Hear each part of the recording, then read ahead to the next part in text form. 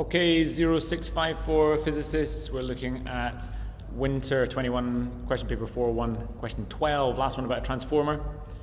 Okay, let's go for it. We've got a picture of a transformer, okay, and we've clearly got a few things labelled here. We've got the primary coil on the left-hand side, secondary coil on the right-hand side.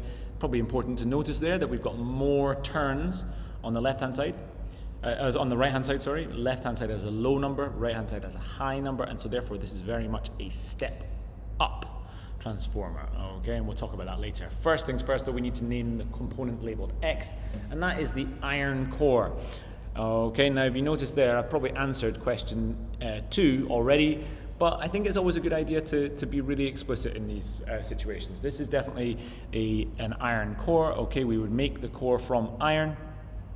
All right, and it's worth adding that in there. Okay, we would never make this from steel because it's not soft. Okay, so soft meaning here that it will change its magnetism. It's key that we use iron in this case. But if you wrote core, that would be enough. Okay, let's scroll through. Okay, suggest suitable material. There you go, iron. Okay, not steel. Let's just elaborate on that point a tiny little bit here. Iron is soft. Soft here meaning not squidgy, not physically soft, but it means that it will lose or gain its magnetism very, very quickly. Now steel is the opposite. If we want to make a permanent magnet, we would use it steel, and that's because it is hard.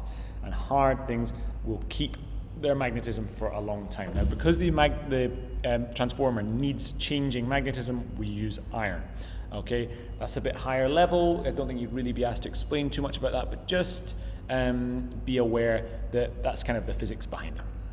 Okay, all right, we're then asked to do a little calculation. Okay, we're asked to calculate the reading on the voltmeter. Well, the reading on the voltmeter is going to be the voltage in the secondary coil. All right, and we've got our turns ratio. We've got our VS over VP, this is NS over NP. Now I like to remember this one as remembering that if you're in school, secondary school is above primary school, right? So therefore, we've got all the S's, VS and NS, above the P's, the primary, VP and NP. That's one way of remembering. No triangle for this one because there's 4 variables. Okay, so VS over VP is equal to NS over NP. We know NP, which is 5, we know NS, which is 30, and we know VP. How do we know VP? Well, if you just have a quick look here, you can notice it right there, okay? You're told 10 volts. Sometimes if you don't know the value, go back, have a little look, see if they've given you any clues. You're always able to answer these questions. Okay, we're then doing 30 divided by 5, multiplied by 10 to get 60 volts. Well, does that make sense? Well, again, if you notice here, we're going from 5 to 30, which is a step up. We're increasing, and so the voltage should also step up, all right, and therefore our numbers make sense. If you did things the wrong way around, say for example, instead of getting a bigger voltage, you get a smaller one, then go back and have a little look there. Just have a quick check. Is this a step up? Is it a step down?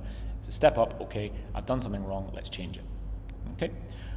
We're asked if we want to step it up even more. Well, there's a few ways we could do it. Okay. One of them, increase the number of secondary turns, right? More turns, more voltage. Another one would be to decrease the number of primary turns. Okay, because remember, we're looking at the ratio between the turns, and so therefore, if I went from 5 turns down to 4 turns, then the ratio would get greater, and I would end up with a larger voltage. Okay, our last one there is obviously to increase that input voltage, that primary voltage. The bigger VP, okay, the bigger VS will be as well. Okay, all right. If we then go on to looking at our little explanation, this is quite a nice task actually because it's essentially explaining how a transformer works. Okay, and we're given the beginning and we're being asked to talk about the in-between bits between the beginning and the end. We've got a starting point, which is that our alternating potential difference is applied to the primary coil. That's the start, that's the input. Okay, we then asked to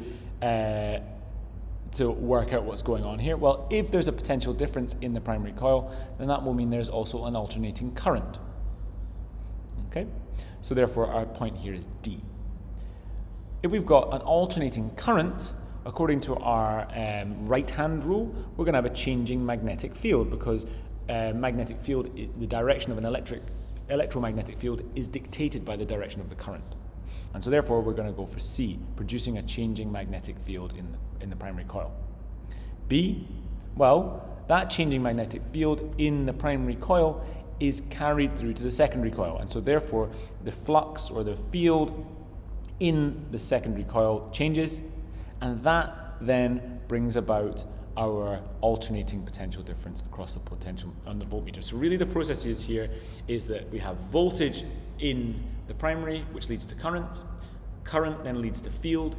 Field then leads to potential difference in the secondary coil. Okay, all right, last little bit here. Okay, oops, I appear to have missed my last part of 12D. I'll have to add that later, okay? You're basically asked what is meant by an efficiency of, and let's have a look there, I think it was a 95% efficiency.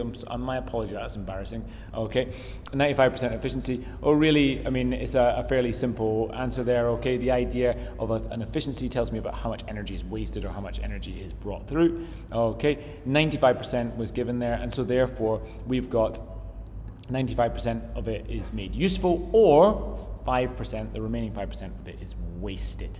Okay, all right, my apologies for that one, but I hope that's still clear. That's a simple explanation question. I'm glad I've got the mark scheme on there for you. All right, as ever, ask questions and get on and do some more. It's the best way of preparing for your exams. Do practice, practice, practice. Good luck, folks.